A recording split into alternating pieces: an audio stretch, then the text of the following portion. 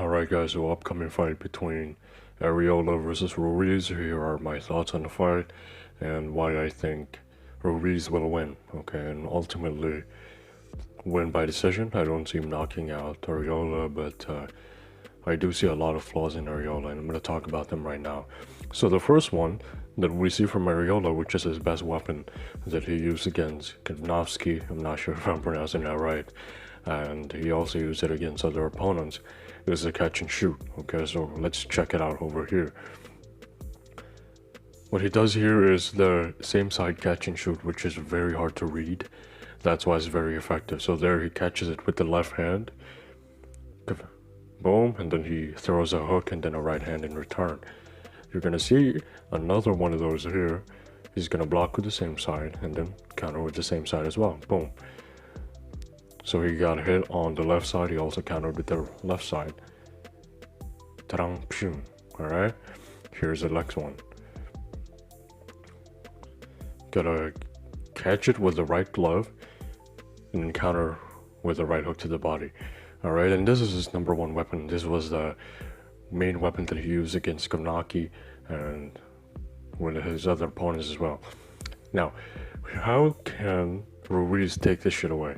Well, it's simple. You just change the trajectory of the punch, and I will show you how exactly Arreola is sort of susceptible or vulnerable for punches that are not coming to the side, which he can check or he can catch and shoot.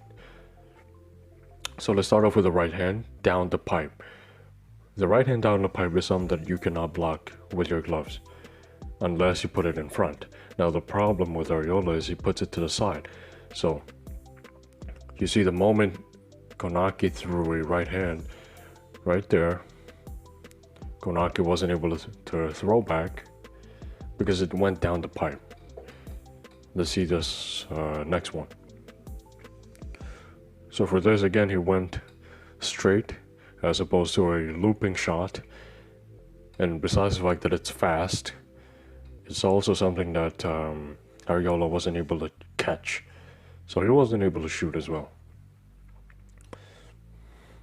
Alright, so here Konaki will throw a right straight, and what you'll see with Arreola is he's going to put his left hand down, transitioning into more of a cross guard, and then making himself unavailable to throw the catch and shoot, because how are you going to shoot and counter your opponent if you cannot catch? Right, here's another shot that is very useful for Ruiz if he plans on beating Arreola. It's the uppercut. Okay, the uppercut is something that, again, it takes placement. It takes a transfer placement of the gloves in order to block these shots. And being that Arreola always keeps his gloves to the side, it's very open for the uppercut down the middle right here. So it's all about playing with the trajectory, which will ultimately lead to the victory of Andy Ruiz, in my opinion. Over here again, he got caught. Right hook to the body, he was able to catch that. Notice he was able to catch all of that. But here, just a slight uppercut. It's not even a quick uppercut. Look at it, it's not even that quick. But because he's not used to defending those punches, and he doesn't really know how to counter off of those, if he blocks it, he was able to get hit and he wasn't able to counter back. He can only counter when his opponent is throwing a looping shot around the side. Okay, so liver hook, right hook, left hook, right hook to the head. For the straight punches, it's not really that good at parrying and throwing back or blocking and throwing back. Again, here you'll see him blocking the looping shots perfectly. Right hook was blocked perfectly. He was even able to counter with a left hook of his own, but the left uppercut was not. Boom. So Konaki was just able to sneak in a left uppercut, and then he got caught ultimately in the end. He was able to block the looping shots, but then the punches that are coming straight in, he was not able to block it all. Alright. Next up, which Arreola does is, whenever he gets hurt, he always mothers. Always mothers.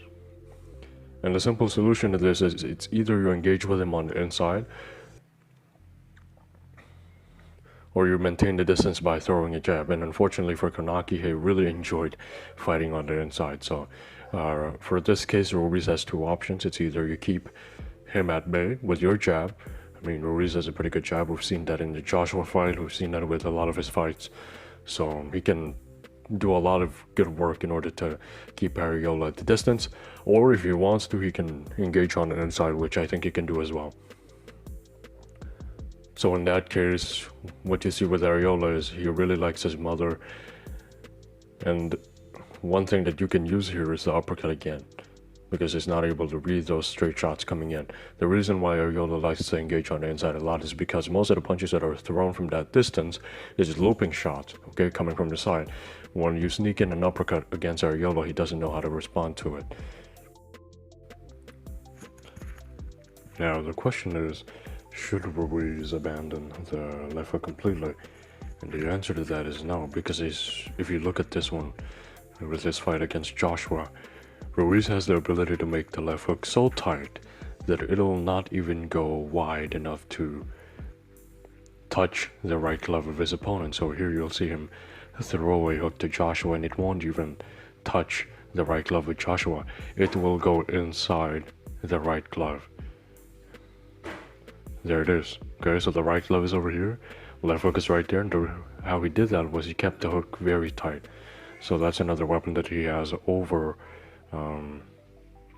Arreola. He can throw those looping shots very tight, and he can go inside the guard, so he won't have a chance to catch those shots and then counter it.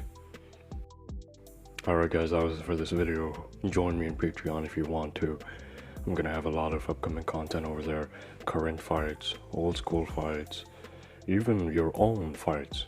If you want me to study it, you can just go over there, choose the tier that applies to you, and you can give me a video request right away upon joining or upon paying for it. If you go for the low tier, you're gonna get a film study. If you go for the high tier, you're gonna get me to break down your fight or your footage or training footage. And so it's gonna be a lot of content over there for this upcoming month of April. Anyway, subscribe to the channel if you're new, and I'll see you guys soon.